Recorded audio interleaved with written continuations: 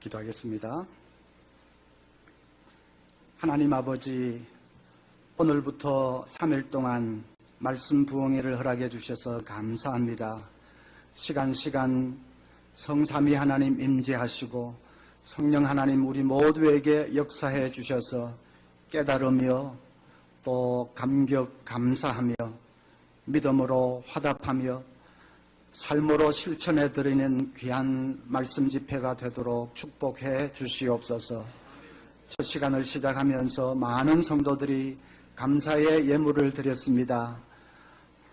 미리 감사하며 먼저 감사하며 믿고 감사드리는 이 예물을 향기나는 제물로 받아 주시옵소서.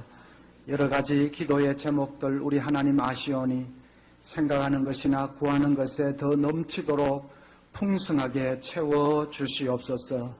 이 시간 온전히 주님이 주장하시고 영광 받으시기를 간절히 소원하오며 예수님의 이름으로 기도하옵나이다. 아멘. 자, 오늘 이 예배의 자리로 부흥의 말씀의 자리로 나온 우리 모든 성도님들에게 우리 하나님 크신 은혜가 함께 하시기를 기원합니다. 3일 동안 성령님께서 역사해 주셔야지요. 이 말씀 전하는 자에게도 성령께서 역사해 주시고 또 듣는 여러분에게도 성령님이 특별히 역사해 주셔서 은혜 주시고 또 깨닫게 해 주시기를 간절히 소원합니다. 부탁드릴 것은 이제 성령께서 깨닫게 해 주시는 것이 있으면 순종하고 자신의 삶에 적용을 시켜서 그래서 말씀 집회 끝날 때쯤에는 한 가지라도 삶에 좀 달라지는 것이 있으면 좋겠습니다. 은혜 많이 받았다, 강사님이 어떻다 저떻다 뭐 그런 말만 무성하고 그냥 도루묵되는 그런 집회가 아니라 한 가지라도 생각의 변화라도 있어야 되고 삶의 변화, 습관의 변화 그런 것이 있으면 좋겠습니다. 어떤 분들은 조금 은혜롭다 싶으면 자꾸 주의를 두리번 합니다. 김 집사 안 왔어? 김 집사가 저 말 들어야 되는데 그러시는데 김 집사가 아니라 여러분 자신이 들으시고 두리번거리지 마시기를 바랍니다. 김 집사 찾지 마시기를 바랍니다. 나에게 하시는 말씀인 것으로 생각하고 한 가지라도 붙들 수 있는 그런 집회가 됐으면 좋겠습니다. 우리 대연중앙교회 성도들 얼마나 센스가 있는지 첫 시간이니까 테스트를 한번 해보겠습니다. 건망증 시리즈를 얘기를 하겠는데 몇 번 건망증이 제일 심한지 한번 여러분 판단을 해보십시오. 자, 1번 건망증. 어떤 분이 택시를 잡아 타고 부산역 갑시다 했습니다. 한 10분쯤 가다가 이 아저씨가 기사를 향해서 아저씨 제가 어디로 가자고 했지요? 그랬습니다. 기사가 놀라서 화들짝 놀라서 뒤를 돌아보면서 아니 당신 언제 탔어? 2번 건망증. 병원에 양쪽 귀가 막 화상을 입어서 아주 벌겋게 된 사람이 찾아왔습니다. 의사가 어쩌다가 이렇게 됐어요? 했더니 그분이 다리미질을 하는데 전화가 따르릉 오길래 이 소화기를 탄다는 것을 그냥 의사가 아이고 하면서 그럼 다른 쪽 귀는 또 어떻게 왜 그랬어요? 하니까 조금 있다가 또 전화가 와서 그랬답니다. 3번 건망증. 어떤 부인이 길을 가는데 순경이 쫓아오더니 아주머니 이러면 안 됩니다. 그 아주머니가 왜 그러세요? 지금 이 가슴을 훤하게 다 드러내고 있잖아요. 경범죄로 체포될 수 있습니다. 그랬더니 그 아주머니가 이거 내 정신 봐라. 애기 젖먹이다가 애기를 버스에 두고 내렸네. 몇 번 건망증이 제일 심합니까? 3번. 우리 여성도인들이 많으니까 3번인 것 같습니다. 제가 왜 이 얘기를 하느냐? 까먹었습니다. 저는 4번입니다. 자, 성도님들 반응을 잘 하시니까 마지막 끝날까지 말씀 잘 경청하시고 반응을 잘 하실 것 같습니다. 유명한 의학자들 중에 기도의 효능에 대해서 연구를 한 분들이 많습니다. 자기는 믿지 않는 불신자면서도 이 기독교인들이 하는 기도가 진짜로 효과가 있는지를 연구를 한 그런 의사들이 많습니다. 샌프란시스코 의대의 랜돌프 버드라는 박사는 393명의 이 심장병 환자들을 대상으로 연구를 했습니다. 몇몇 교회에 의뢰를 해서 그래서 환자들 중에 일부에 대해서 집중적으로 기도를 하게 했습니다. 물론 환자들은 누가 기도를 받는 사람인지 누가 기도를 받지 않는 사람인지 일절 모르게 비밀로 했습니다. 치료하는 의료진도 모르게 했습니다. 결과는 당시 미국의 각종 신문과 매체에 일제히 보도될 정도로 놀라운 것이었습니다. 기도를 받는 환자들 쪽에 사망자가 훨씬 적게 나왔습니다. 센 약을 사용해야 되는 사람들도 훨씬 숫자가 적었습니다. 이 생명 유지 장치를 부착해야 되는 그런 환자는 한 사람도 발생하지 않았다고 합니다. 또 거리는 기도의 효능에 아무 영향을 미치지 않는 것으로 드러났습니다. 같은 도시에 있는 사람을 위해서 기도하거나 지구 반대편에 있는 사람을 위해서 기도하거나 효과는 똑같았습니다. 치유의 말이라고 하는 힐링 워즈라는 책에 지금 제가 말씀드린 내용이 더 자세하게 나와 있습니다. 우리는 기도가 능력이 있다, 효과가 있다는 것을 당연히 믿지만은 그러나 예수 안 믿는 사람들이 이 기도의 효능에 대해서 통계적으로 또 의학적으로 밝힌다는 것이 참 흥미롭지 않습니까? 여러분, 기도하면 병이 낫습니다. 기도하면 사업이 번창하고 물질의 복을 받을 때도 많습니다. 자녀의 앞길이 활짝 열리기도 합니다. 가정에 오래된 문제가 해결되기도 합니다. 기도를 그냥 짐으로 부담으로 생각하는 사람들이 있는데 그런 것이 아닙니다. 기도는 예수 믿는 사람들만이 누릴 수 있는 엄청난 축복이고 특권인 것을 믿으시기를 바랍니다.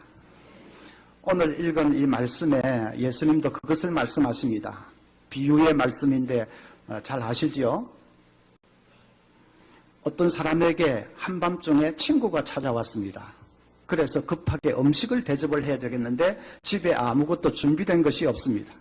할 수 없이 옆에 사는 이제 친구 집에 가서 문을 두드립니다. 그런데 이미 한밤중이니까 아무리 두드려도 기척이 없습니다. 그런데 그 사람은 돌아서지 않고 계속 줄기차게 창문을 두드리고 소리를 질렀다는 것입니다. 그래서 그 집 사람을 깨워서 음식을 얻었다 하는 것을 예수님이 말씀을 하시면서 이렇게 결론을 맺습니다. 내가 너희에게 이르노니 구하라 그러면 너희에게 주실 것이요 찾으라 그러면 찾을 것이요 문을 두드리라 그러면 너희에게 열릴 것이라.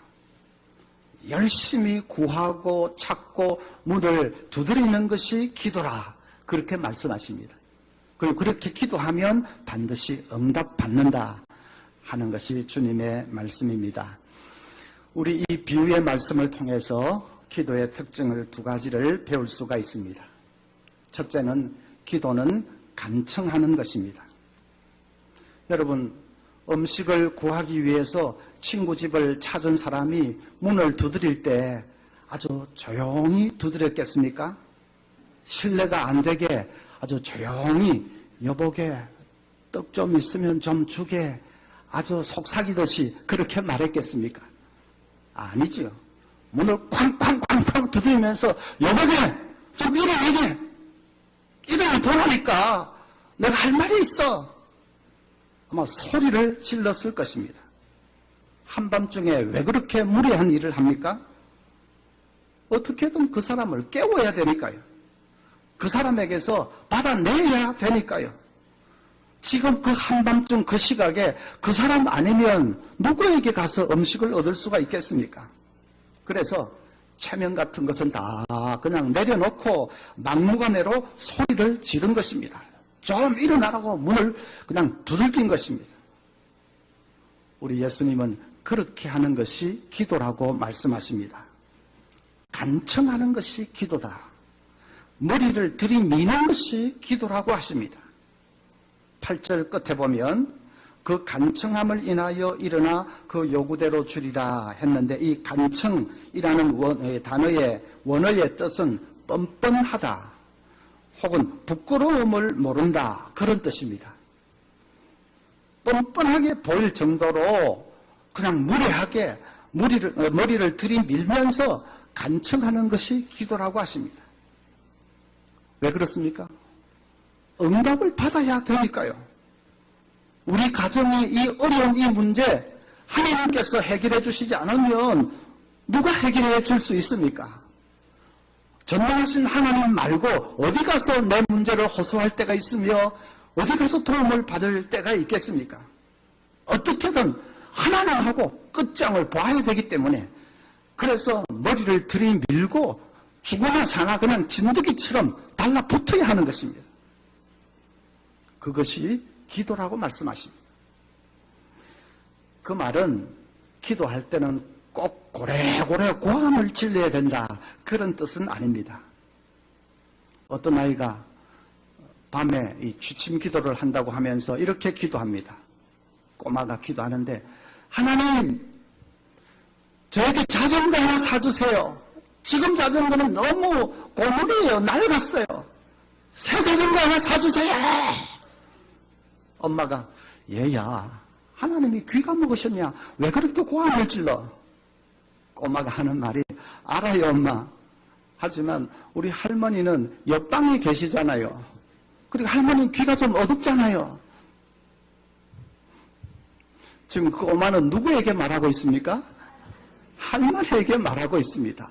말은 하나님 시작하지만은 온통 할머니를 향하고 있습니다.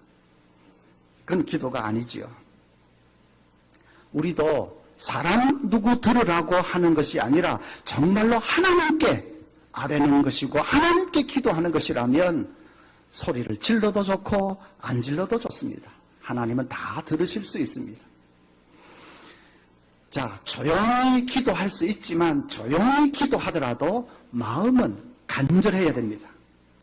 마음은 한밤중에 남의 집 대문을 두들겨서 그 사람을 기어코 깨워서 뭘 받아내려고 하는 이 예수님 비유의 이 사람처럼 마음은 간절하게 간청을 해야 합니다. 그것이 절박하게 그렇게 매달리는 것이 기도라고 하십니다. 성경을 보면 우리 믿음의 조상들이 다 그랬습니다. 하나님께서 소돔 고모라를 멸하려고 하시니까 아브라함이 어떻게 간구합니까? 하나님, 의인 50명만 있으면 멸하지 않겠습니까? 하나님 그렇게 하겠다고 하니까 45명만 있으면 또 멸하지 않겠습니까? 하나님이 그러나 하니까 그럼 40명만 있으면요, 30명만 있으면요, 20명만, 10명만 끈질기게 달라붙었습니다. 어쩌면 하나님이 좀 짜증나실 수도 있을 정도로 그렇게 끈질기게 달라붙어서 기어코 하나님의 응답을 받아냈습니다. 야곱은 어떻습니까? 야복강 나루터에서 천사와 씨름을 하는데 창세기 32장 26절에 보면 야곱이 가로되 당신이 내게 축복하지 아니하면 가게 하지 아니하겠나이다. 환도뼈가 위골이 되어서 절뚝절뚝 하면서도 그냥 죽자고 붙들고 늘어지면서 축복해주지 않으면 못 갑니다. 그렇게 붙들고 늘어졌습니다. 믿음의 조상들은 한결같이 그랬습니다. 하나님께 끈질기게 붙들고 늘어지고 매달리고 간청하고 그래도 안 되면 하나님과 설전을 벌이기까지 했습니다. 아브라함 헤첼이라는 유명한 유대인 학자는 이렇게 말했습니다. 사랑의 하나님이 때로 냉정하게 나타나실 때 그 모습을 받아들이기를 거부하는 것이 구약에 나타나는 기도의 전형적인 형태다. 선지자들은 결코 하나님의 냉정함을 순순히 받아들이지 않았다. 그냥 고개를 끄덕이면서 당신의 뜻이 이루어지이다 하지 않았다. 그들은 오히려 당신의 뜻이 변경될지어다 라고 하듯이 하나님께 도전했다. 그러면서 해첼은 덧붙였습니다. 인간은 하나님께라도 절대로 백기투항을 하면 안 된다. 적어도 기도하는 기도라는 관점에서 보면 이 아브라함 해첼의 말이 정확합니다. 우리 신앙의 선조들은 절대로 한 번, 두 번 매달려 보다가 안 되면 포기해버리는, 뒤로 나가빠져버리는 그런 사람들이 아니었습니다. 끝까지 하나님을 붙들고 매달리고 늘어졌습니다. 우리 기도는 그에 비하면 너무 좀 얌전한 것이 아닐까. 인권운동가 수전 트루스라는 사람은 한창 경제적으로 어려울 때에 이렇게 기도했습니다. 오 하나님, 당신은 제가 돈이 없다는 것을 아십니다. 당신은 어떤 방법으로든지 저에게 돈을 주실 수 있습니다. 지금 꼭 그렇게 해주세요. 당신이 그렇게 하실 때까지 저는 당신을 조금도 쉬지 못하게 할 거예요. 하나님. 그것이 기도입니다. 들어주실 때까지 하나님을 조금도 쉬지 못하게 하는 것, 계속 징징대면서 시끄럽게 구는 것, 계속 붙들고 늘어지는 것, 그것이 성경이 가르치는 기도라는 것입니다. 우리는 너무 점잠 빼고 있는 것 아닙니까? 너무 하나님 앞에서 염치 차리지는 않습니까? 아버지 앞에서, 내 아버지 앞에서 염치가 무슨 염치입니까? 지금 어떻게 하든지 응답을 받아야 되는데 체면 차리는 것이 무슨 체면입니까?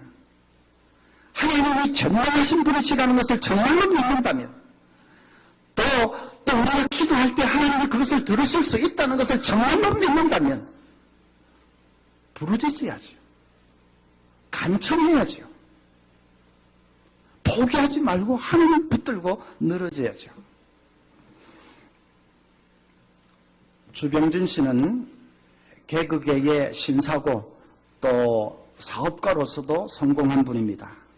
그런데 그분이 몇 년 전인지 뜻밖의 벤츠 승용차 안에서 여대생을 성폭행한 파렴치범으로 검찰에 고소를 당했습니다. 그분은 전혀 그런 일은 하지 않았는데 이 자해 공갈단에게 말하자면 걸린 것입니다. 그런데 그런 소문은 기든 아니든 한번 그렇게 소문이 나면 일파만파로 번져가지 않습니까? SNS를 통해서 소문이 퍼져나가고 자기가 운영하는 회사 주가가 폭락을 하고 하니까 이 주병진 씨가 빨리 수습을 해야 되겠다는 생각에 공갈단에게 거액의 돈을 주고 합의를 했습니다. 그런데 그 합의금이 그만 발목을 잡았습니다. 마치 죄를 인정한 듯이 그렇게 재판부에 비춰진 것입니다. 더군다나 이 피해자라는 여성하고 공범 2명이 있는데 얼마나 치밀하게 서로 말을 이렇게 맞추었는지 빠져나갈 구멍이 없습니다. 결국 1심에서 유죄 판결을 받고 말았습니다. 그 지경까지 되자 불신자였던 이 주병진 씨가 두 손 들고 하나님 앞으로 나왔습니다. 오랜 세월 지갑에 넣고 다니던 그 부적을 던져버리고 나무 십자가를 넣고 다니면서 이제 신앙생활을 시작할 뿐 아니라 하나님께 매달리기를 시작합니다. 한 번은 지금은 고인이 된 김자옥 씨 집에서 이성미, 박미선, 주병진 또 김자옥 그렇게 4사람이 기도 모임을 가졌습니다.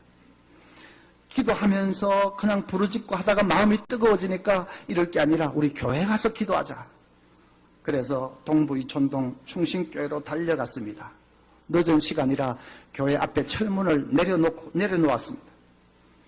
철문을 붙잡고 교회 앞에서 그냥 선체로 기도를 했습니다. 그 앞길은 그냥 대로변이라서 한밤중이라도 차도 많이 다니고 또 이 행인들도 많이 있는데 아랑곳하지 않고 간절하게 기도를 합니다. 한참 기도를 하는데 갑자기 막 엉엉엉 하고 통곡하는 소리가 들려서 눈을 떠서 보니까 주병진 씨가 그냥 땅바닥에 엎드려서 눈물을 쏟으면서 기도를 하고 있습니다.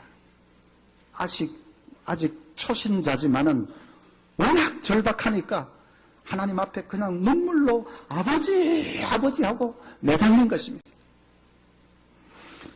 그런데 그런 기도 모임을 하고 나서 희한하게도 이 새로운 무죄의 증거들이 갑자기 거짓말처럼 쏟아져 나오기를 시작했습니다. 공갈단이 얼마나 치밀하게 입을 맞춰 놨는지 도무지 빠져나갈 구멍이 없을 것 같았는데, 그런데 생각지도 못한 곳에서 무죄의 증거가 터져 나오기를 시작했습니다. 결국 이제 2심에서는 무죄 판결을 받았습니다. 공갈범이 도리어 형사처벌을 받았고 주범은 해외로 도피하는 것으로, 그래서 사건이 종결이 됐습니다. 하나님 앞에 간청하고 매달리고 간절히 부르짖으니까 그냥 인간의 생각으로는 도무지 빠져나갈 구멍이 없는 것 같았는데도 하나님이 역사하시니까 문제가 금방 해결이 됐습니다. 여러분, 어떤 집사님이 저에게 와서 질문을 하는데, 임신 이제 5개월째인데 지금 와서 딸 달라고 기도해도 됩니까? 그렇게 질문을 하는데 여러분 대답은 어떻습니까? 임신 5개월쯤 되면 뱃속에서 아들이든지 딸이든지 다 이 결정이 이미 돼 있는 거 아니겠습니까? 그런데 지금 와서 딸 달라고 기도하면 그거 됩니까? 그렇게 기도해도 괜찮습니까? 하는데 쉽지 않은 질문입니다. 자, 그런데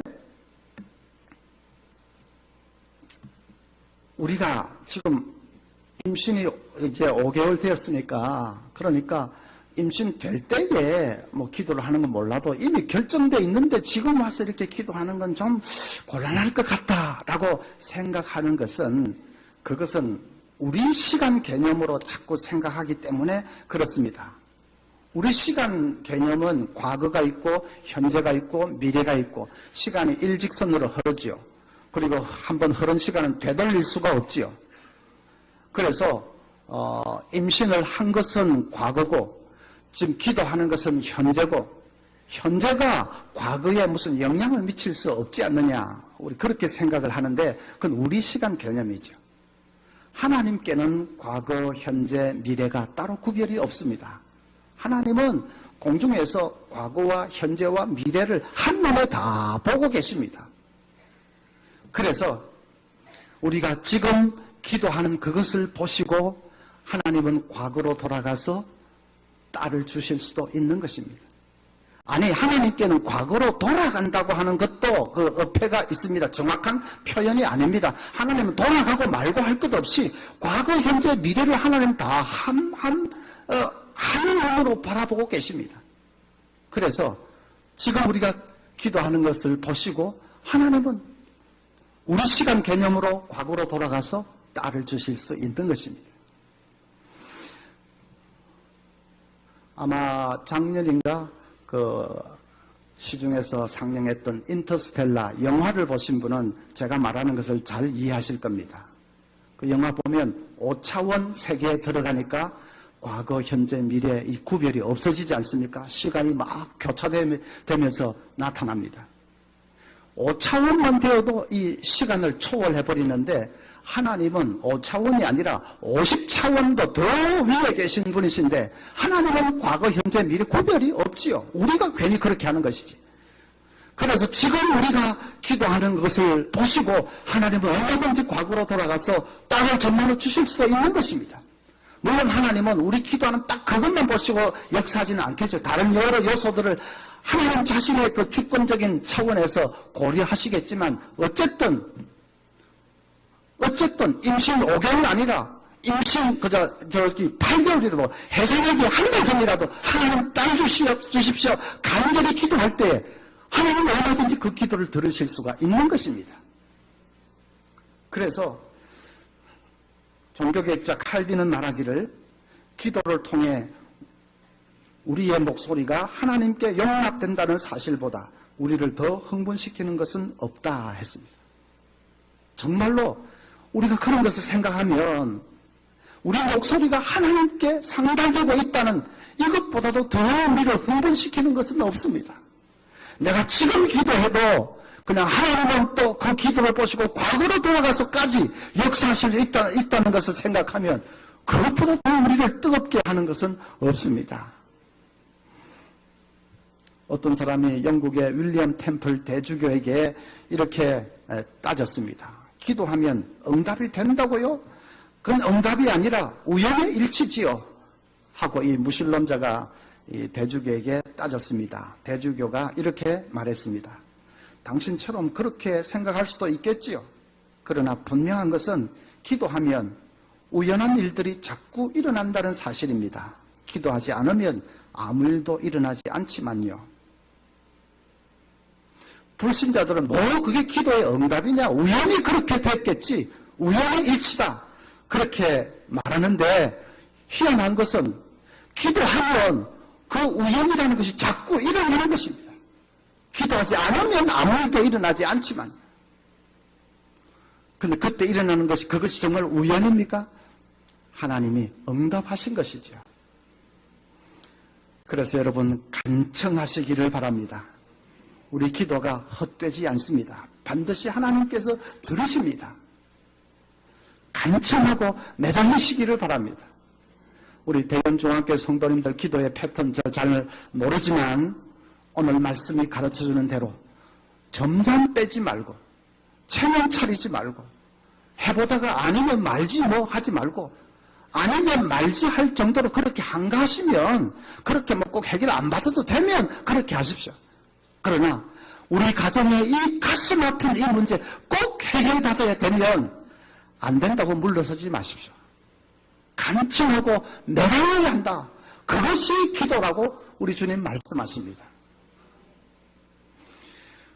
두 번째로 기도는 인내하는 것입니다. 여러분 친구 집에 가서 문을 두드리는 사람, 그 사람이 어떻게 친구를 깨웠을까요? 인내했습니다. 아무리 문을 두드려도 아무 안에서 기척이 없을 때에 맥이 쭉 빠지기도 했을 겁니다. 그렇지 않습니까? 한밤중에 소리를 지른다는 것만 해도 그냥 좀 이렇게 무례하고 그래서 좀 위축이 되는데 몇 번 그랬는데도 아무 기척이 없으면 이거 안 되는 모양이다. 다 자는 모양이다. 하긴 내가 지금 너무 늦은 시간에 왔지. 그러면서 힘이 쭉 빠질 수 있습니다. 그러나 그 사람은 그렇게 하지 않았습니다. 힘이 빠지려고 했지만 그래도 다시 이를 앞다물고 두들겼습니다. 왜냐하면 어쨌든 깨워야 되니까. 그래서 음식을 얻어내야 되니까. 인내했습니다. 꼭 우리 기도할 때하고 마찬가지입니다. 몇 번 기도해 보다가 무슨 변화도 없고 하면 힘이 쭉 빠집니다. 꼭 무슨 불 꺼진 캄캄한 창 앞에서 내가 문을 두드리는 것 같은 기분이 듭니다. 하나님이 들으시나 안 들으시나? 하나님이 정말 계시기는 한 걸까? 그런 생각부터 해서 오만 가지 생각이 다 들고 힘이 쭉 빠질 수 있습니다. 그때 인내해야 됩니다. 그때가 고비입니다. 그때 인내해야 됩니다. 한국 사람들 인내심이 부족한 것은 세계가 다 아는 일입니다.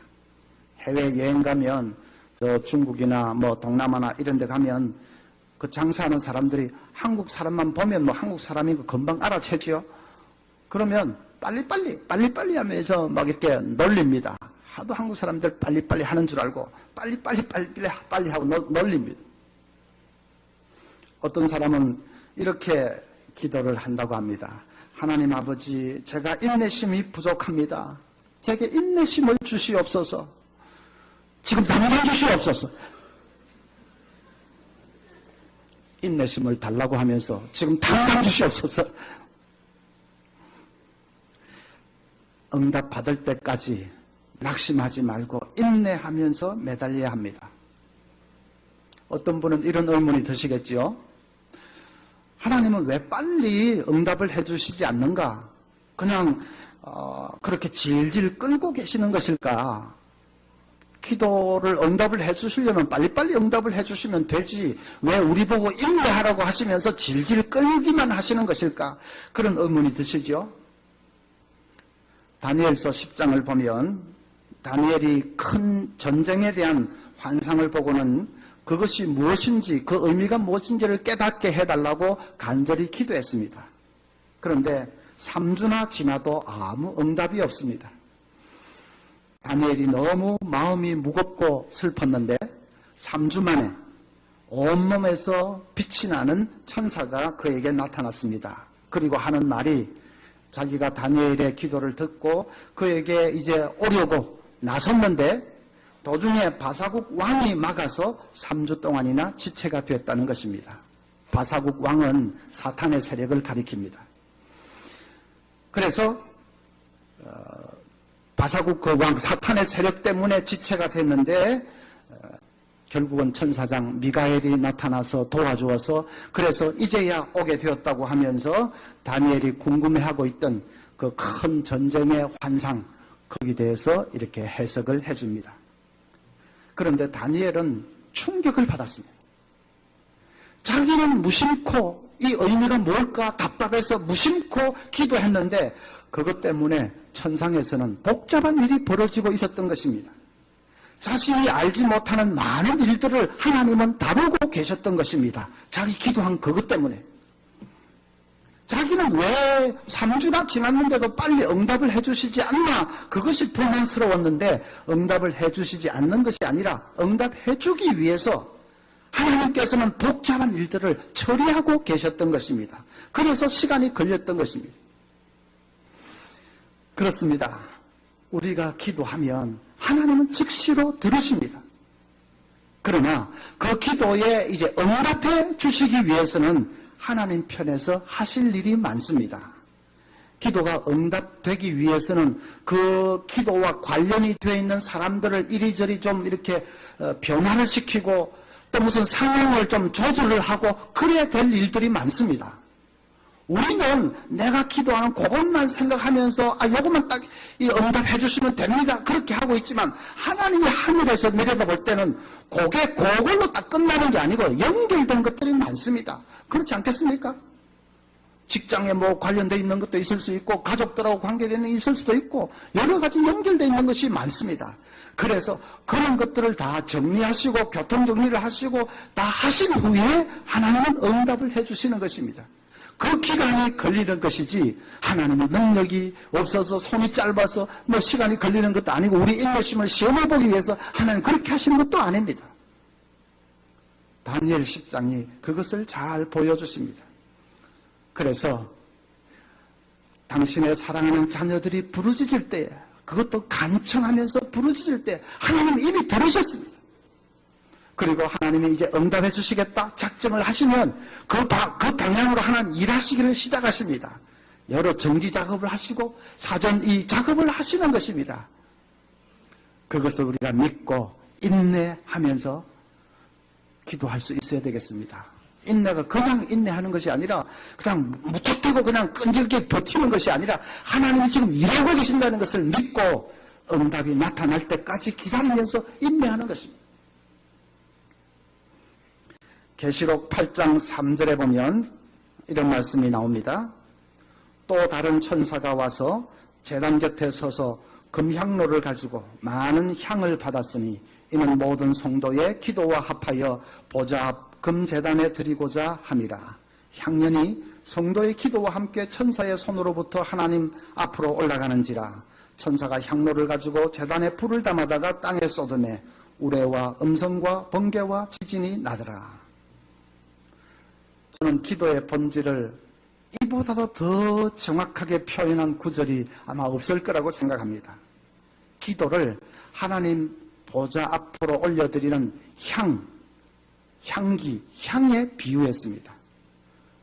야, 기도가 향이라. 그 참 적절한 비유다.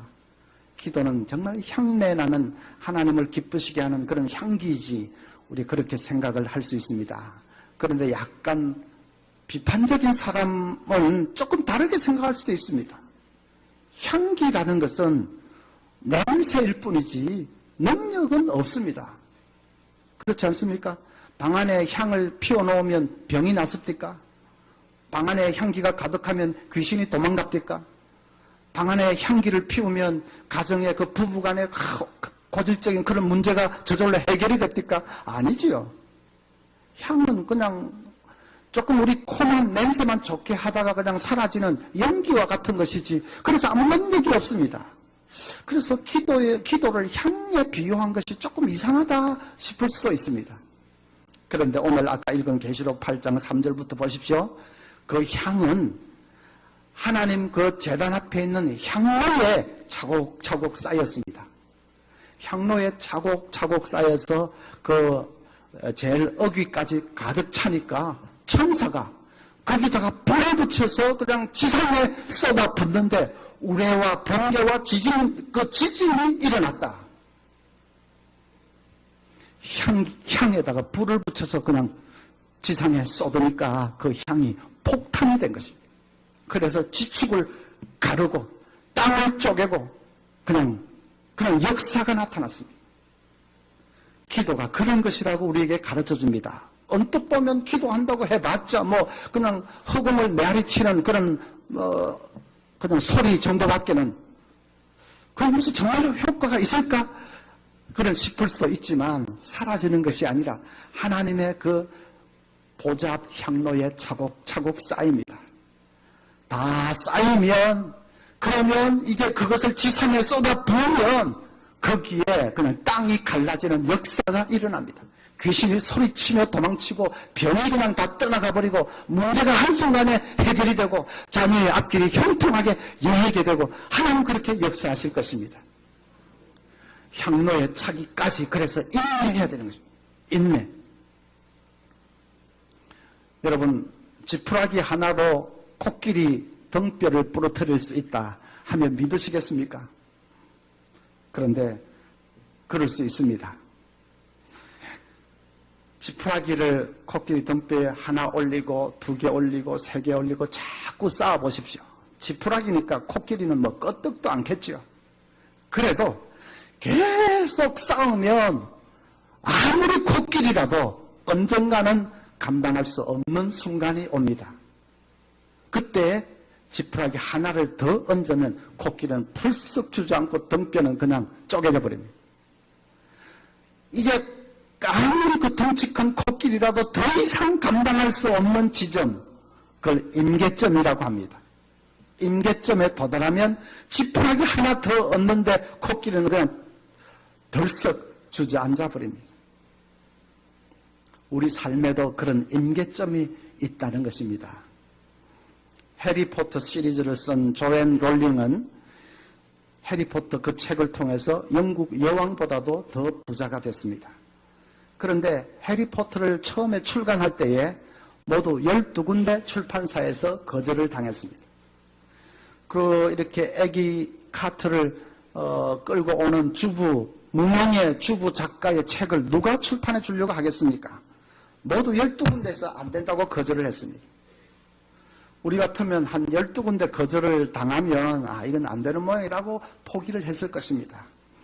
그런데 그 12번이 바로 임계점이었습니다. 한 군데 더 갔더니 그냥 대박이 터져버렸습니다.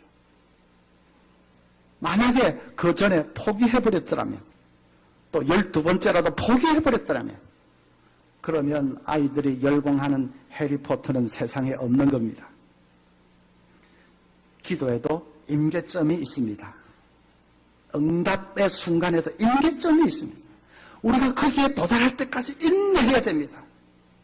기도에 인내한다는 것은 언제 이루어질지도 모르는 일, 또 과연 질지 안 질지 확신할 수도 없는 그런 애매한 일을 무작정 기다리는 것이 아닙니다. 아까 말씀드렸죠? 하나님이 들으시면 하나님은 벌써 일하시기 시작하십니다. 그런데 그 정지 작업을 하는데 시간이 걸리는 것입니다. 근데 하나님 능력이 짧아서가 아니라 우리 인간사를 하나님이 다스리는데 시간이 걸리는 것이죠. 그러니까 응답 받는 것은 확실하니까 그걸 믿고 이제 임계점에 도달할 때까지 향로 어기까지 그 향이 가득 차기까지 우리 인내하면서 기도할 수 있어야 됩니다. 분명한 것은 응답이 나타날 때는 순간적으로 나타납니다. 나타날 때 임계점 도달하면 그 다음은 지푸라기 하나 더 올리는데 그냥 코끼리 시간도 걸리자 그대로 덜썩 주저앉지 않습니까? 마찬가지로 우리가 이제 응답의 순간이 오면 그때는 시간 걸리지도 않습니다. 금방 응답이 나타납니다. 갑자기 사업이 번창하기 시작합니다. 갑자기 남편이 다음 주일에 내 교회 갈게 그럽니다. 평생 기도해도 꿈쩍도 않던 남편이 갑자기 내 그럼 교회 가지. 근데 사실은 갑자기가 아니고 다 그게 응답을 위해서 가고 있었지만 하여튼 나타날 때는 갑자기 나타납니다. 가정에 그냥 고질적인 문제가 갑자기 해결이 됩니다. 40이 넘도록 시집을 못 가던 딸이 갑자기 어느 날 시집을 가게 됩니다. 저는 여기 부산에 계신 어느 목사님 집에서 그런 것을 잘 보았습니다. 그 집에 40이 넘은 딸이 있는데 그런데 어떤 미국 청년이 배낭을 메고 그냥 무슨 뭐 배낭 여행을 한다고 한국에 와서 부산에 떨어졌습니다. 근데 뭐 아무 아는 데도 없고 뭐 한국말도 모르고 하니까 그때만 해도 이 전화 공중전화 부스 이제 핸드폰이 많이 발달 안 돼 있어서 공중전화를 했었는데 공중전화 부스에 가가지고 전화번호 책을 막 이렇게 뒤지다가 아무 번호나 찝어가지고 전화를 딱 걸었는데 그 목사님 댁이었습니다. 그 목사님 딸이 받았습니다. 그래서 자기는 이제 부산에 뭐 아무 아는 데도 없고 한데 좀 어떻게 했으면 좋겠는지 모르겠다고 이러니까 그 딸이 그럼 내가 시간 있으니까 한 3일 동안은 내가 안내를 해주겠다 해서 안내를 하면서 둘이 같이 돌아다니다가 눈이 딱 맞아가지고 그냥 바로 결혼했지 않습니까? 그 40이 넘도록 결혼 못하고 있던 딸이 그냥 바로 결혼했습니다. 여러분 혹시 뭐 그런 자녀가 있습니까? 너무 걱정하지 말고 기도만 열심히 하십시오. 물론 미국 사람한테 전화 올 수도 있으니까 영어는 조금 해놓으십시오.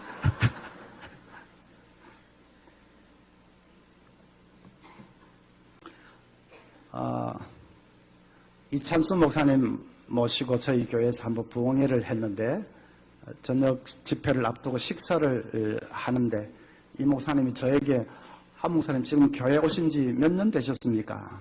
그래서 한 7년 됐다고 하니까 아이고 7년 만에 막 교회가 4배나 부흥했다면서요. 그럽니다. 그래서 제가 좀 농담조로 그래가지고 내가 어깨에 힘 좀 주고 다녔는데 이 목사님 오셔가지고 뭐 10년 만에 뭐 2만 명 교인이 됐다고 하니까 내가 그냥 약고가 확 죽었습니다. 그랬더니 이찬수 목사님이 아이고 목사님 그런 게 아닙니다. 그런 게 아니고 저는 좀 특별한 케이스입니다 하면서 자기 부친에 대한 얘기를 했습니다. 이 목사님 부친도 목사님이셨습니다. 그런데 말을 더듬으셨습니다. 보통 말 더듬는 게 아니라 아주 심하게 더듬으셨습니다. 목사가 말을 심하게 더듬으니까 설교가 제대로 되겠습니까? 목회가 제대로 되겠습니까? 그래서 시골 교회 이렇게 하시면서 고생을 많이 하셨답니다. 그런데 그 목사님은 그렇게 뭐 자기가 약한 부분이 있으니까 기도를 엄청나게 많이 하셨습니다. 기도를 생명을 걸다시피 하고 기도를 하셨습니다. 자녀들을 위해서도 기도를 많이 하셨답니다. 한 번은 40일 금식 기도에 들어가셨는데 17일째 쓰러지셔서 그대로 세상을 떠났지요. 그래서 자기가 이찬수 목사님 하는 말이 자기가 뭐 특별히 설교를 잘했거나 뭐 어떻게 능력이 출중해서 그렇게 교회가 커지고 부흥하고 한 것이 전혀 아닙니다. 우리 아버지께서 이 자식을 위해서 기도하시면서 자기 생명하고 맞바꾸셨습니다. 생명과 맞바꾸면서 기도했기 때문에 제가 지금 하나님의 축복으로 이렇게 된 것이지 절대로 저거 뭐 어떻게 해서 그런 것은 아닙니다. 그렇게 얘기를 쭉 하시는데 제가 식사를 하면서 그 얘기를 듣는데 그냥 눈물이 핑 돌았습니다. 그 아버지가 자녀들을 위해서 얼마나 기도하셨을까. 정말로 생명을 바쳐가면서 인간의 눈으로는 뭐 당장 응답이 나타난 것 같지도 않습니다. 자기 말 더듬니 고쳐지지도 않고 뭐 목회가 막 좋아지지도 않고 그렇지만은 또 자기 대만을 위해서 자기 대에 뭐 응답이 나타나기를 바랬다기보다 자녀들을 위해서 그렇게 간절히 기도할 때에 하나님의 축복은 자녀 대라도 멈추도록 그렇게 하나님 잊지 않고 축복해 주셨습니다. 그래서 조급하게 응답이 어디 있느냐고 너무 그렇게 하지 마시고 그저 우리는 인내로 기도하는 것입니다. 아브라함, 이삭, 야곱, 요셉 배에 와서 그냥 요셉이 총리가 되고 막 크게 이렇게 번창했지 않습니까? 어떻게 보면 4대째 이르러서 복을 받았습니다. 복을 분명히 받습니다. 문제는 우리가 인내하지 못하고 포기해버리는 것이 문제죠. 이제 마지막으로 한 가지만 더 말씀을 드리겠습니다. 자, 기도는 간청하는 것이다. 그렇게 말씀드렸고, 그 다음에 기도는 인내해야 된다. 자, 그러기 위해서는 이제 우리가 좀 훈련을 받아야 되는 훈련이 필요합니다. 이 자동차 보면 초보 운전 표시도 다양합니다. 옛날에는 막 무슨 왕초보 이렇게 하기도 하고 병아리 그림을 붙여놓기도 하고 그랬는데 요즘은 이제 좀 그런 것보다 표현이 다양해졌습니다. 어떤 사람은 보니까 3시간 동안 직진만 했습니다.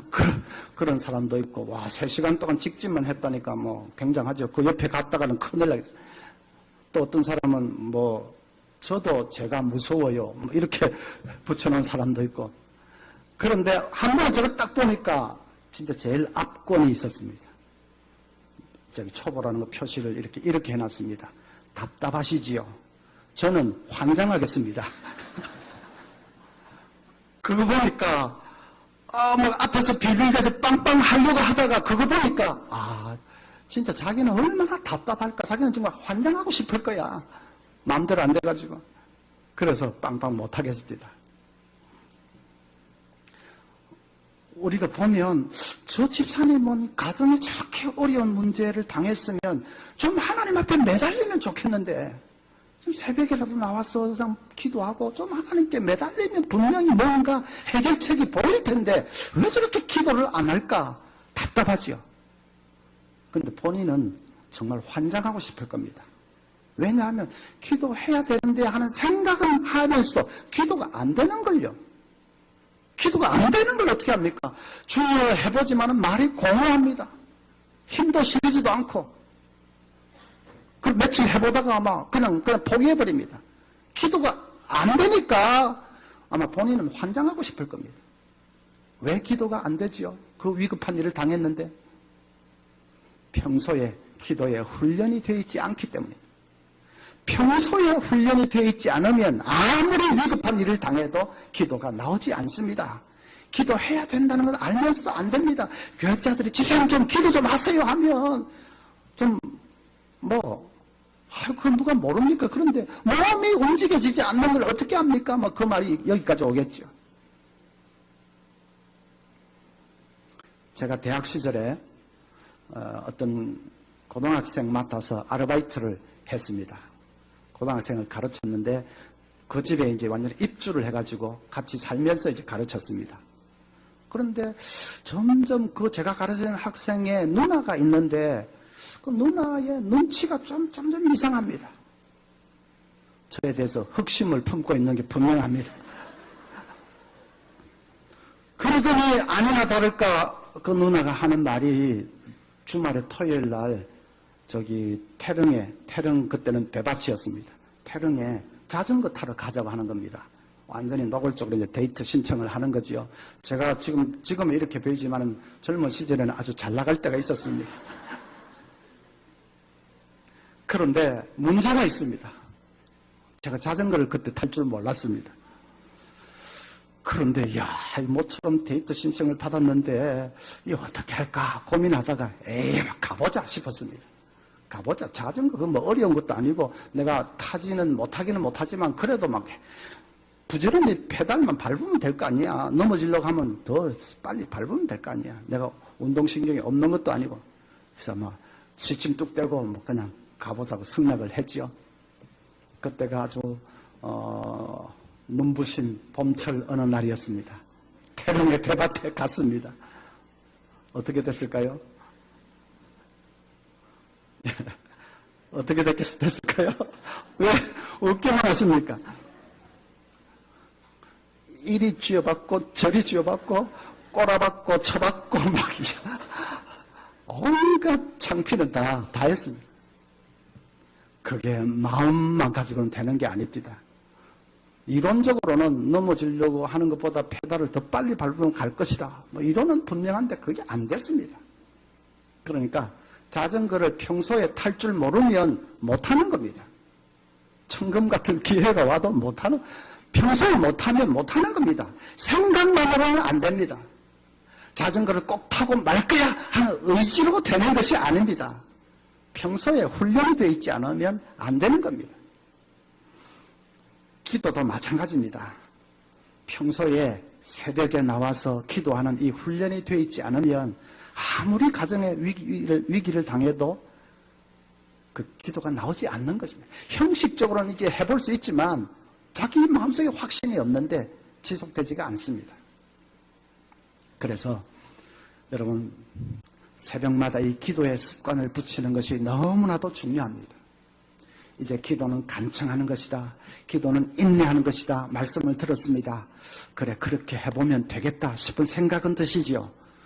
그런데 이제 실천에 옮겨서 기도하는 것이 이제 내 습관이 되도록 내 삶이 되도록 그렇게 만드는 이 작업이 꼭 필요한 것이지 오늘 지금 말씀만 들었다 해서 그 다음에 뭐 기도해야 될 때 기도가 나오고 절대로 그런 게 아닙니다. 그래서 새벽에 여러분 기도하는 이제 생활을 시작하시기를 바랍니다. 너무나도 아멘 소리는 아까보다 훨씬 줄어들었는데 이 세 번째 안 하면 앞에 두 가지 들은 게 소용이 없습니다. 알기만 하면 뭐 합니까? 우리 가정의 삶의 축복으로 이렇게 내 것으로 소유가 되어야 되는데 그렇게 하려면 새벽에 꼭 기도하는 습관을 들이셔야 됩니다. 힘들지만 그렇게 하셔야 됩니다. 젊은이들 군대에서 흔히 하는 말 있지 않습니까? 훈련 때 땀 한 방울 더 흘리면 실전 때 피 한 방울 덜 흘린다. 그러지 않습니까? 정말 그렇습니다. 새벽에 좀 힘들지만은 그래도 땀 한 방울 더 흘리면 정말 피를 흘려야 되는 우리 가정에 심각한 그런 문제를 당할 때에 그때 피 한 방울을 덜 흘릴 수 있습니다. 여러분 새벽에 습관을 붙이시는데 언제부터 해야 되겠습니까? 우와 진짜로 안 하는 건지 눈치로 때려잡는 건지 모르겠는데 하여튼 대답은 맞았습니다. 내일 아침부터. 우리가 실천하려고 할 때 제일 적이 다음에 하는 것입니다. 다음에. 이번 달은 거의 다 됐으니까 7월 달부터 하자. 뭐 올해는 상반기 거의 이제 됐으니까 이제 하반기 내년부터 하자. 다음 주부터, 다음 달부터, 내년부터. 그래가지고 실천하는 사람 없습니다. 다음에 하는 것은 사탄이 제일 좋아하는 수법입니다.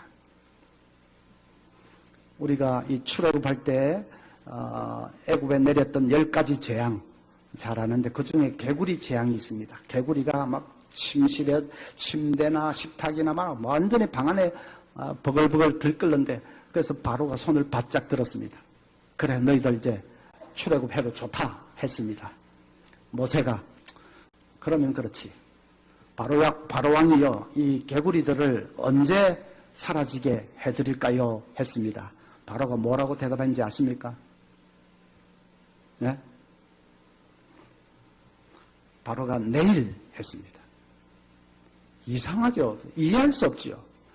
그냥 방 안이고 어디고 개구리들이 막 들끓어가지고 막 악취가 나고 손을 바짝 들었는데 언제 없애드릴까요? 지금 당장 그래야죠. 지금 당장. 근데 내일. 그래서 어떤 미국의 유명한 목사님이 그 본문을 가지고 설교를 하면서 설교 제목을 이렇게 뽑았습니다. 개구리들과 하룻밤을 더. One more night with frogs. 그렇게 개구리들과 하룻밤을 더. 여러분도 개구리들과 하룻밤 더 지내려고 하지 마십시오. 개구리들과 남은 몇 달 더 지내고 내년부터 어떻게 그렇게 하지 마십시오. 지금 당장. 내일은 이제 부흥 집회 이제 계속되니까 아마 다 나오시겠지만 어쨌든 여러분 당장 기도하는 습관을 들이시기를 바랍니다. 새벽에 기도하는 것이 예수님 말씀하신 그 골방에 들어가서 기도하는 것과 같습니다. 그때의 그 하나님과 이 씨름하는 그것이 내 인생을, 내 운명을 좌우한다는 것을 잊지 마십시오. 저는 참 좋아하는 말, 성경 구절 다음으로 좋아하는 말이 하나 있습니다.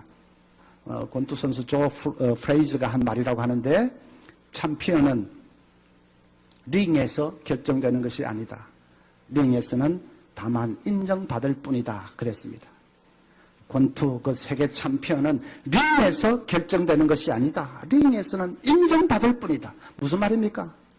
챔피언은 그 연습실에서 무슨 뭐랍니까? 그 스파르팅 그 연습할 때 연습할 때 땀을 뻘뻘 흘리면서 치고받고 연습할 때 그때 어떻게 연습하냐에 따라서 챔피언은 그 자리에서 이미 결정된 것이다. 링에서는 그 모든 연습의 결과를 인정받는 것이다. 우리 삶의 그 성패가 좌우되는 것, 우리의 운명이 좌우되는 것은 그 사건의 현장에서가 아닙니다. 거기서는 인정받을 뿐이고, 우리의 운명이 좌우되는 것은 보이지 않는 곳 바로 새벽 시간, 하나님을 붙들고 씨름하는 거기에서 이미 결판이 나는 것입니다. 그래서 여러분 새벽 시간 꼭 엎드려 기도할 수 있기를 바랍니다.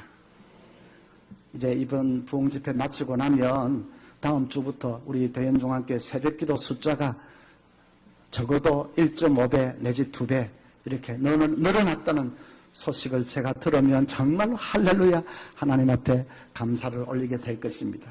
꼭 그렇게 됐으면 좋겠습니다. 메리큐스 마네라는 부인이 있습니다. 남편이 사업을 하다가 부도를 내고는 그냥 어디로 잠적을 해버렸습니다. 온 가정이 완전히 빈털터리가 되어서 거리에 나앉게 됐습니다. 어린 아들 하나는 문방구에서 뭘 훔치다가 잡혀가지고 그래서 학교에서 징계를 받고 쫓겨나게 생겼습니다. 이 부인이 도무지 더 이상 살고 싶은 마음이 없습니다. 그래서 깨끗이 죽자 하고는 아이들을 재우고 가스를 틀었습니다. 가스가 방 안에 퍼져나가면서 정신이 몽롱해집니다. 그런데 바로 이웃집에서 이 창문을 넘어서 이 찬송 소리가 들려옵니다. 내 모든 시험 무거운 짐을 주 예수 앞에 아뢰이면 근심에 쌓인 날 돌아보사 내 근심 모두 맡으시네. 그 찬송 소리가 들려옵니다. 순간 정신이 번쩍 들었습니다. 그래, 내가 죽을 생각을 하면서 어떻게 기도할 생각은 하지 못했을까 하는 생각이 내리를 스쳐갑니다. 이 부인이 있는 힘을 다해서 아이들을 밖으로 밀쳐내고 그리고 가스를 잠궜습니다. 방 가운데에 무릎을 꿇고 기도를 하는데 눈물이 그냥 왈칵왈칵 쏟아졌습니다. 얼마나 울면서 기도했을까. 마음 한구석에서 참 신기하게도 그래, 밑바닥부터 다시 한번 시작해보자 하는 생각이 들기 시작합니다. 용기가 샘솟기 시작합니다. 시골에 내려가서 빈집을 하나 얻어가지고 새 삶을 꾸리기 시작했습니다. 고생스러운 나날은 계속되었지만은 자녀들을 생각하면서 꿋꿋이 버텨냈습니다. 죽을 각오로 부딪히니까 또 못 넘을 산도 없었습니다. 훗날에 이 자녀들이 전부 멋지게 성공을 했고 그 부인은 기적처럼 재기를 했습니다. 그 마리큐스 마네가 그 부인이 자서전적인 책을 한 권 펴냈는데 그 책 제목이 근심이여 안녕 하는 책입니다. 그 책 마지막 부분에서 그녀가 이렇게 말했습니다. 죽을 수 있는 용기를 가진 자들이여 하나님께 기도할 수 있는 용기로 바꾸어 보십시오. 100번의 탄식보다 한 번의 기도가 당신에게 기적을 가져다 줄 것입니다. 100번의 절망보다 한 번의 믿음이 당신의 운명을 바꾸어 줄 것입니다. 여러분, 이 말을 꼭 기억하십시오. 100번의 탄식보다도 한 번의 기도가 기적을 가져다 줄 것입니다. 100번의 절망보다도 한 번의 믿음이 당신의 운명을 바꿀 것입니다. 왜 죽을 생각은 하면서 기도할 생각은 하지 못합니까? 왜 하나님이 전능하다고 하면서 조금 기도해 보다가 안 되면 그렇게 쉽게 포기합니까? 왜 기도하면서 그렇게 점점 빼고 체면 차리고 왜 그렇게 그냥 미치를 합니까? 하나님 앞에 죽기 살기로 매달려 보십시오. 끝까지 인내하면서 매달려 보십시오. 하나님 지금 일하고 계십니다. 임계점에 도달할 때까지 하나님 붙들고 늘어져 보십시오. 하나님 생각지도 못한 놀라운 그런 기적을 베푸실 것이고 하나님 길을 열어주실 것입니다. 내일 새벽부터 시작하는 것입니다. 기도하겠습니다.